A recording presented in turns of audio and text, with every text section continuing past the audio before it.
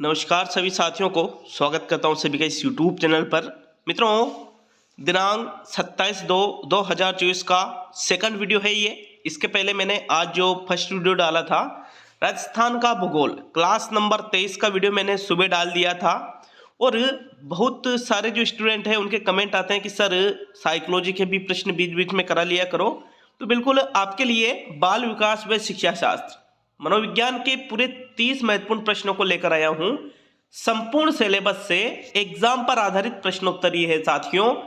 जो टेस्ट ये है आपके रीट प्री एग्जाम के साथ ही REET mains exam, first grade exam, second grade exam और इनके अलावा जो सीटेट का एग्जाम होता है या अन्य कोई भी शिक्षक भर्ती हो जिसमें मनोविज्ञान के प्रश्न पूछे जाते हैं तो उन सभी के लिए उपयोगी रहेगा।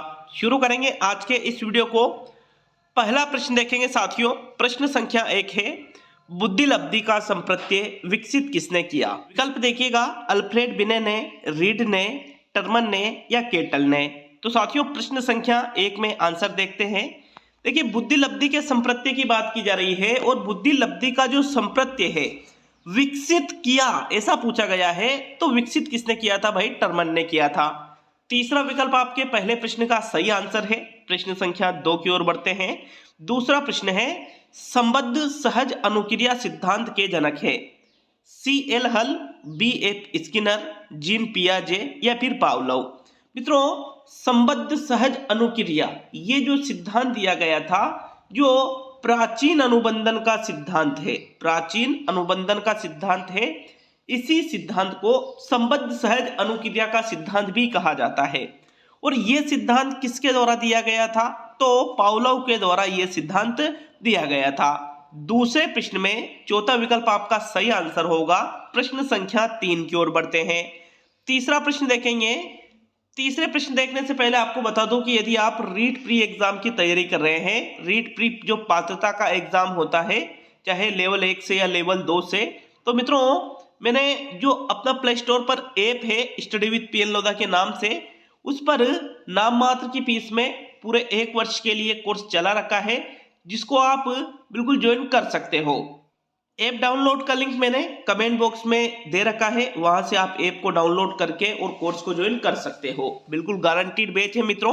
प्रश्न संख्या 3 है, प्रयास व त्रुटि सिद्धांत के जनक हैं वाटसन है, कोहलर है, थॉर्नडाइक है या अल्फ्रेड बिने है। तो देखो प्रयास व त्रुटि का सिद्धांत, जिसको प्रयत्न एवं भूल का सिद्धांत भी कहा जाता है, और ये जो सिद्धांत दिया गया था ये दिया गया था भाई थॉर्नडाइक के द्वारा। तो थॉर्नडाइक विकल्प नंबर 3 में है। तीसरे प्रश्न में तीसरा ही विकल्प आपका सही आंसर होगा। प्रश्न संख्या 4 की ओर बढ़ेंगे। प्रश्न नंबर 4 है, इनमें से कौन सा कथन असत्य है? जो कथन असत्य लगे, बेमेल लगे, उसका चयन आपको करना है। पहला विकल्प है आलपोर्ट शीलगुण, दूसरा है थॉर्नडाइक उद्दीपक अनुक्रिया, तीसरा है फ्रायड मनोविश्लेषणवाद और चौथा है क्रिया प्रसूत हल। तो देखो अगर हम देखें तो शील गुणों से संबंधित सिद्धांत दिया गया था आलपोर्ट के द्वारा। उद्दीपक अनुक्रिया का सिद्धांत, जिसको प्रयास एवं त्रुटि या प्रयत्न एवं भूल का सिद्धांत भी कहा जाता है, पिछला इक्वेशन था वो, ये किसने दिया था? थॉर्नडाइक ने। मनोविश्लेषणवाद का प्रतिपादन किसके द्वारा किया गया था? सिगमंड फ्रायड के द्वारा किया गया था। किंतु क्रिया प्रसूत से संबंधित जो सिद्धांत दिया गया है, क्रिया प्रसूत अनुबंधन का सिद्धांत, वो C.L. हल ने नहीं बल्कि स्किनर के द्वारा यह सिद्धांत दिया गया था। C.L. हल ने तो प्रबलन का सिद्धांत दिया था साथियों। चौथे प्रश्न में आपके जो चौथा विकल्प है ये असत्य है, इस वजह से ये आपका आंसर रहेगा। प्रश्न संख्या 5 की ओर बढ़ेंगे। देखिएगा प्रश्न नंबर 5 को, राम नई पुस्तक से पढ़ना चाहता है परंतु परिवार की आर्थिक स्थिति कमजोर होने से वह पुरानी और फटी पुस्तक से ही खुशी से पढ़ता है। यह स्थिति है, ठीक है। अब देखो एक व्यक्ति है, पढ़ना तो नई किताब चाहिए उसको, मन में तो है कि ठीक है यार नई किताब से पढ़ना चाहिए, किंतु परिवार की आर्थिक स्थिति को देखते हुए वो क्या फैसला लेता है कि यार अपने परिवार की आर्थिक स्थिति कैसी है, कमजोर है, तो पुरानी जो फटी पुस्तक है उससे वो काम चला रहा है, उसको ही वो पढ़ रहा है। तो ये क्या है? ये समायोजन है, भग्नाशा है, कुंठा है या संघर्ष है? तो भाई यहाँ पर क्या कर रहा है? वो समायोजन कर रहा है साथियों। पढ़ना तो नहीं से चाहता है लेकिन स्थिति को देखकर वो पुराने से काम चला रहा है, तो इसी को क्या कहा जाएगा, समायोजन कहा जाएगा। पांचवें प्रश्न में पहला विकल्प आपका बिल्कुल सही आंसर होगा। प्रश्न संख्या 6 की ओर बढ़ेंगे। देखिएगा प्रश्न नंबर 6 को, किसके अनुसार शेषावस्था जन्म से 2 सप्ताह तक चलती है? हरलॉक के अनुसार, वैलेंटाइन के अनुसार, विलियम मैकडूगल के अनुसार या सिगमंड फ्राइड के अनुसार। तो देखो शेष अवस्था क्या है, जन्म से 2 सप्ताह तक चल रही है, और ऐसा जो कथन कहा गया है कि भाई शेष अवस्था जन्म से 2 सप्ताह तक का जो समय है उसी को शेष अवस्था कहते हैं, ये किसके द्वारा कहा गया है साथियों? हरलॉक के द्वारा। छठे प्रश्न में पहला विकल्प आपका सही आंसर है। प्रश्न संख्या 7 की ओर बढ़ेंगे। आगे बढ़ेंगे प्रश्न संख्या 7 की तरफ। 7वें प्रश्न को देखेंगे, निम्न में से कौन सा मूल्यांकन के त्रिकोण का भाग नहीं है? शैक्षिक उद्देश्य, मूल्यांकन, शिक्षण अनुभव और अधिगम अनुभव। तो देखो मूल्यांकन का त्रिकोण, मूल्यांकन के त्रिकोण के अंतर्गत जो चीज नहीं आती है इनमें से वो पूछा गया है। तो देखो मूल्यांकन के त्रिकोण में शैक्षिक उद्देश्य को सम्मिलित किया गया है, मूल्यांकन को सम्मिलित किया गया है और अधिगम अनुभव को सम्मिलित किया गया है कि भाई जो हम बच्चों को पढ़ा रहे हैं उसके उद्देश्य क्या है उसका, तो ये शैक्षिक उद्देश्य के अंतर्गत आ जाएगा। अधिगम अनुभव, बच्चों ने क्या सीखा है, मूल्यांकन, जो सीखा है उसका मूल्यांकन करना। ठीक है, इन तीनों चीजों को मूल्यांकन के त्रिकोण के अंतर्गत रखा जाता है, किंतु शिक्षण अनुभव नहीं आता है साथियों, अधिगम अनुभव आता है। तो 7वें प्रश्न में जो तीसरा विकल्प है ये आपका सही आंसर होगा। प्रश्न संख्या 8 की ओर बढ़ेंगे। 8वें प्रश्न को देखेंगे, अधिगम हेतु प्रभावी उद्दीपक का होना आवश्यक है। कथन किस सिद्धांत को प्रेरित करता है? क्रिया प्रसूत अनुबंधन का सिद्धांत, प्राचीन अनुबंधन का सिद्धांत, ठोस अधिगम का सिद्धांत और पुनर्बलन का सिद्धांत। तो देखो आप एक बार प्रश्न को अच्छे से पढ़ेंगे तो आराम से जवाब दे सकते हो। देखो अधिगम हेतु, आप कोई चीज सीख रहे हो, इसके लिए क्या होना जरूरी है? प्रभावी उद्दीपक का होना जरूरी है। तो साथियों ऐसा जिस अधिगम के सिद्धांत में बताया गया है वो है ठोस अधिगम का सिद्धांत। मित्रों जो हमने पिछले 1-2 प्रश्न देखे थे ना कि भाई स्किनर ने प्रयास एवं त्रुटि का सिद्धांत, प्रयत्न एवं भूल का सिद्धांत या उद्दीपक अनुक्रिया का सिद्धांत, ये जो सिद्धांत दिया था उसी सिद्धांत का एक और नाम है जिसको कहा जाता है ठोस अधिगम का सिद्धांत। इसमें थॉर्नडाइक ने क्या बताया था कि भाई जैसे प्रयोग जो किया था, तो बिल्ली को पिंजरे में बंद किया और बाहर एक मछली का टुकड़ा रख दिया, तो वो बाहर निकलने की कोशिश कर रही है क्योंकि बाहर उसको उद्दीपक दिखाई दे रहा है। तो अधिगम हेतु प्रभावी उद्दीपक का होना आवश्यक है, ऐसा जिस सिद्धांत में कहा गया है वो है ठोस अधिगम का सिद्धांत। तीसरा विकल्प आपके प्रश्न संख्या 8 का सही उत्तर है। प्रश्न संख्या 9 की ओर बढ़ेंगे।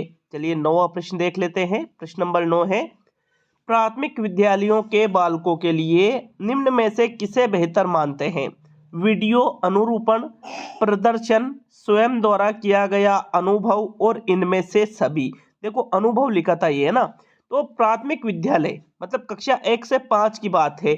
इसमें छोटे छोटे बच्चे पढ़ते हैं, लगभग 5वीं जो क्लास है इसमें 11 साल तक के जो बच्चे हैं वो पढ़ते हैं साथियों। तो इनमें से अगर हम देखें सबसे बेहतर जो है बच्चों को पढ़ाने के लिए वो है स्वयं द्वारा किया गया अनुभव, ये सबसे बेस्ट रहेगा साथियों। प्रश्न संख्या 9 में तीसरा विकल्प आपका सही आंसर है। चलिए आगे हम बढ़ेंगे प्रश्न संख्या 10 की ओर। क्योंकि आप प्रदर्शन कर रहे हो तो प्रदर्शन करके बच्चों को पढ़ाना उतना ज्यादा लॉजिकल नहीं है, क्योंकि बड़े बच्चों के लिए ये लाभदायक हो सकता है किंतु छोटे बच्चों के लिए नहीं। प्रश्न संख्या 10 की ओर बढ़ते हैं। 10वें प्रश्न को देख लेंगे। आरटी 2009 में निर्दिष्ट किया गया है कि कक्षा 1 से कक्षा 5 तक यदि प्रवेश दिए गए विद्यार्थियों की संख्या 200 से अधिक है तो विद्यार्थी शिक्षक अनुपात होगा 30, 40, 45 और 50। आरटी 2009 क्या कहती है? नॉर्मली जो कक्षा 1 से 5 की बात यहाँ की जा रही है, कक्षा 1 से कक्षा 5 तक, यहाँ छात्र शिक्षक अनुपात होता है 30:1, मतलब 30 बच्चों पर एक शिक्षक की नियुक्ति की जाती है। किंतु यदि छात्रों की संख्या दे दे और यूं दे दे कि 200 या 200 से अधिक है तो ऐसी स्थिति में ये अनुपात बढ़ा करके 40:1 कर दिया जाता है साथियों।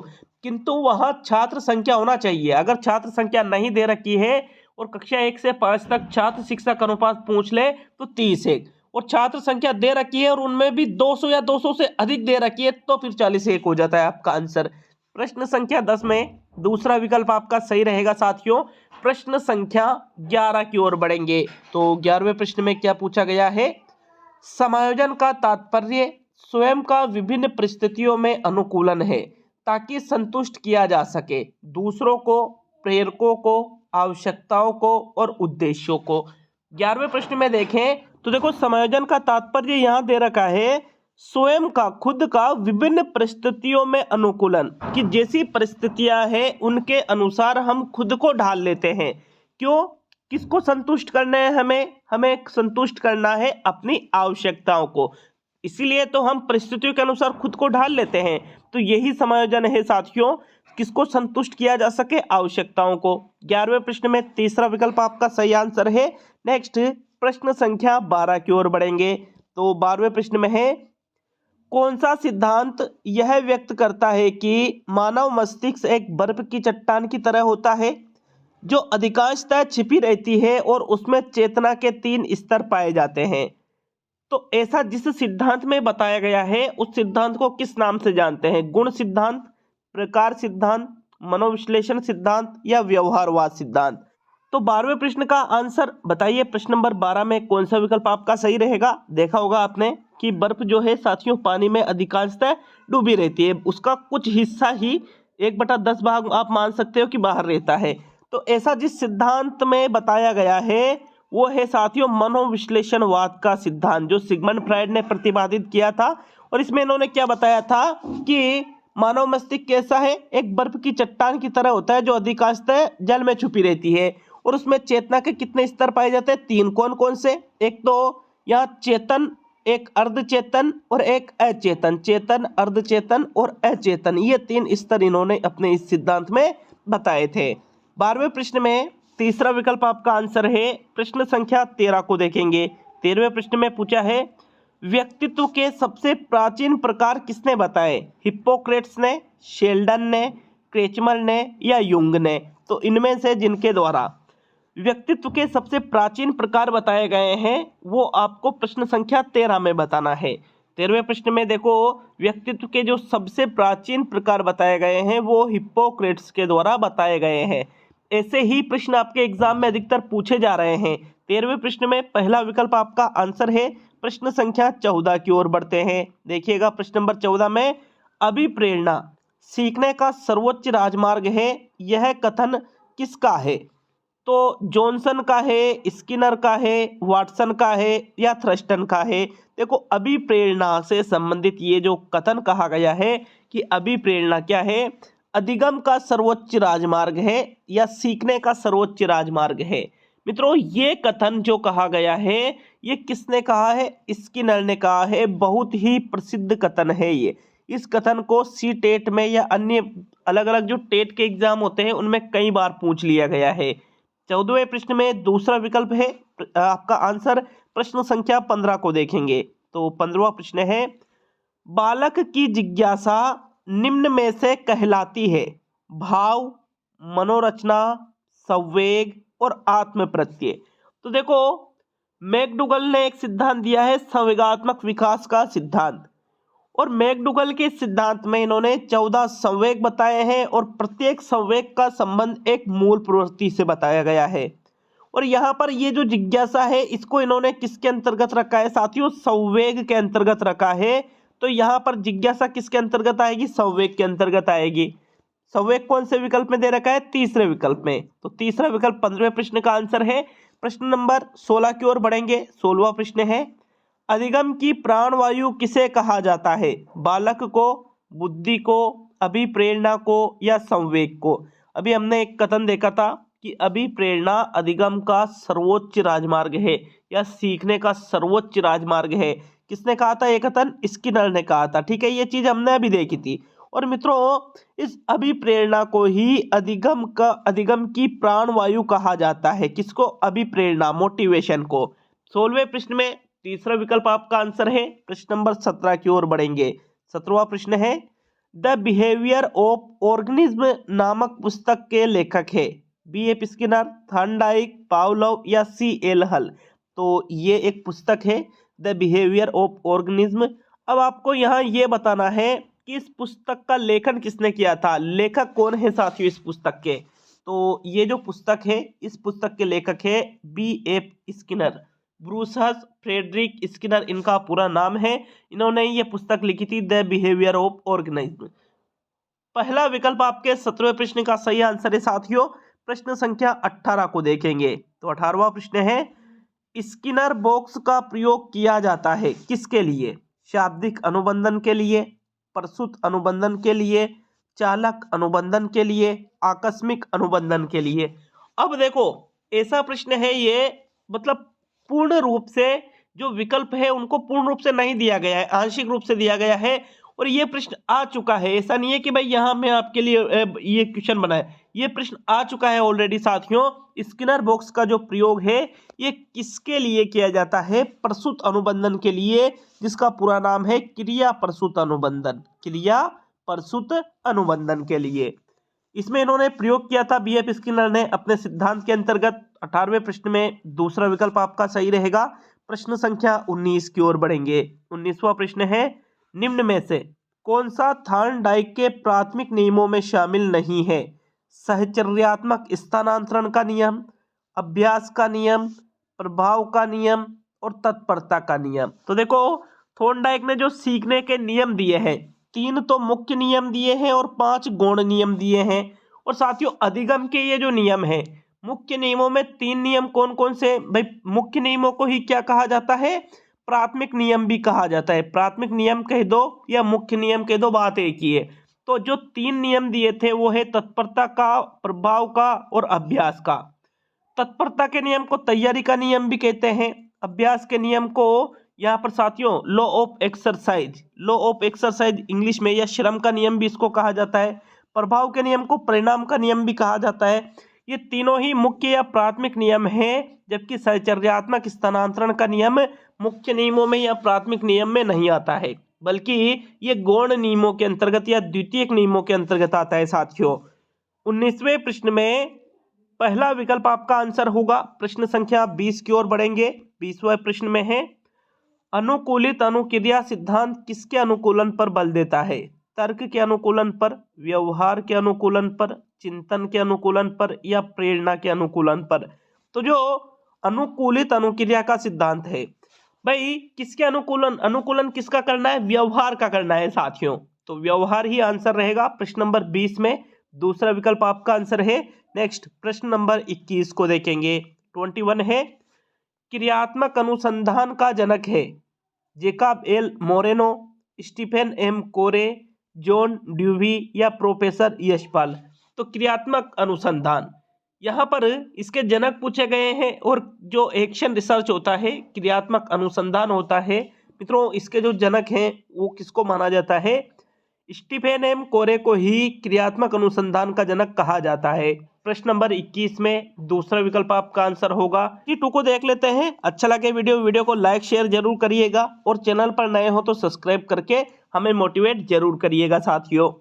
प्रश्न नंबर 22 है, बहुबुद्धि सिद्धांत के जनक है वाइगोत्स्की है, बिने है, गार्डनर है या ब्रूनर है। तो देखो बुद्धि का एक सिद्धांत आता है, बहुबुद्धि का सिद्धांत, जिसमें बुद्धि के अनेक प्रकार बताए गए हैं, अलग अलग प्रकार। और ये जो सिद्धांत दिया गया था हार्वर्ड गार्डनर के द्वारा, बहुबुद्धि का सिद्धांत प्रतिपादित किया गया था। अतः बहुबुद्धि सिद्धांत के जनक कौन रहेंगे, हार्वर्ड गार्डनर इस सिद्धांत के जनक है। 22वें प्रश्न में तीसरा विकल्प आपका आंसर होगा। चलिए प्रश्न नंबर 23 की ओर बढ़ेंगे।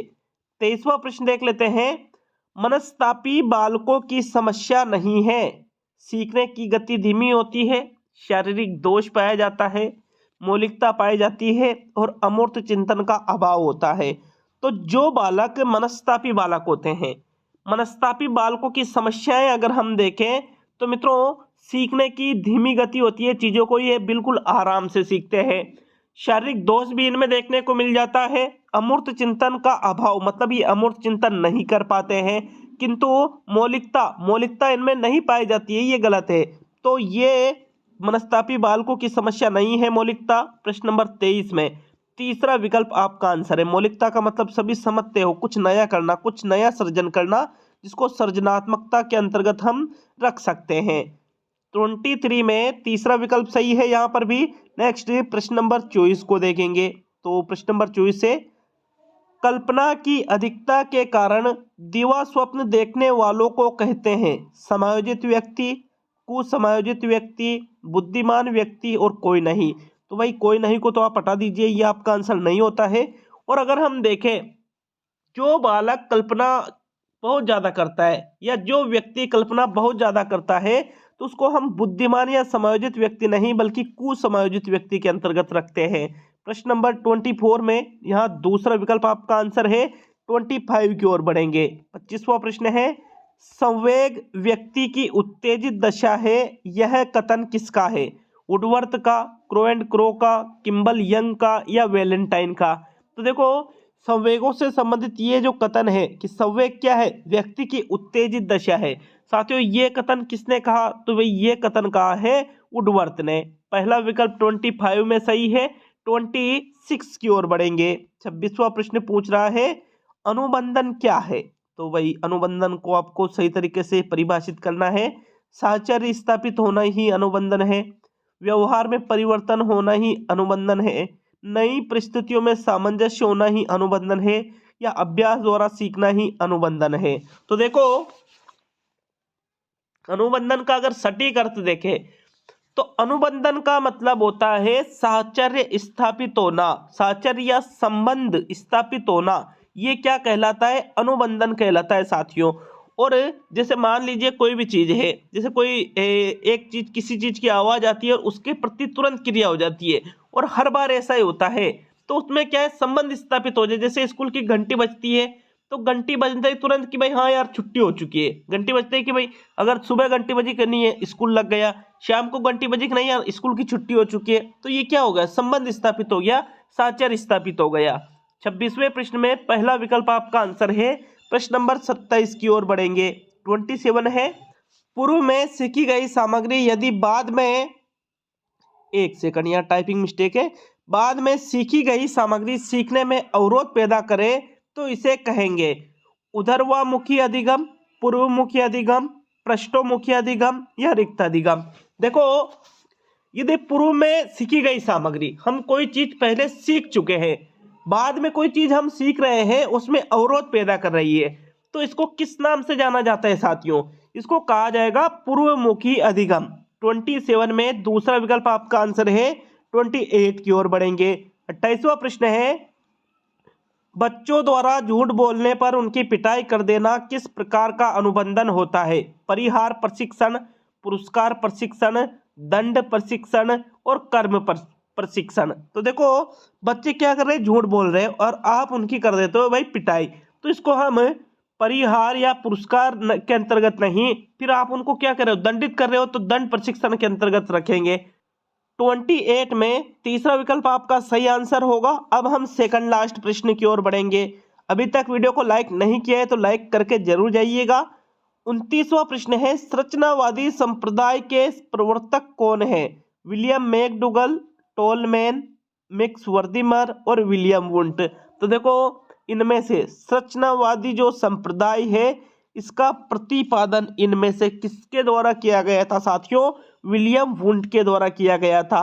29वें प्रश्न में चौथा विकल्प आपका आंसर होगा। अब आज का अंतिम प्रश्न देख लेते हैं। अंतिम प्रश्न है, थॉर्नडाइक का गौण नियम कौन सा नहीं है? बहु प्रतिक्रिया का नियम, मानसिक विन्यास का नियम, आंशिक क्रिया का नियम और प्रभाव का नियम। तो देखो, एक प्रश्न आया था कि भाई कौन सा प्राथमिक नियमों में शामिल नहीं है, तो प्राथमिक में शामिल नहीं है, वो हमने देखा था कि भाई ये गौण नियमों के अंतर्गत आता है। और अब यहाँ प्रश्न पूछ लिया गया है कि कौन सा गौण नियम नहीं है, तो मित्रों बहु प्रतिक्रिया का नियम है, मानसिक विन्यास का नियम है, आंशिक क्रिया का नियम है। ये थॉर्नडाइक के सीखने के नियमों के सभी जो ये तीनों नियम है, ये गौण नियमों के अंतर्गत आते हैं। कौन से नियमों के अंतर्गत? गौण नियमों के अंतर्गत। किंतु प्रभाव का जो नियम है, ये थॉर्नडाइक के मुख्य नियम के अंतर्गत आता है, जो मुख्य नियम है या फिर जिसको प्राथमिक नियम भी कहा जाता है। तो 30वें प्रश्न में चौथा विकल्प आपका आंसर होगा। ये मनोविज्ञान का आज का टेस्ट कंप्लीट होता है। कैसा लगा हमें कमेंट बॉक्स में कमेंट करके बताइएगा साथियों। मिलेंगे कल अगले वीडियो में।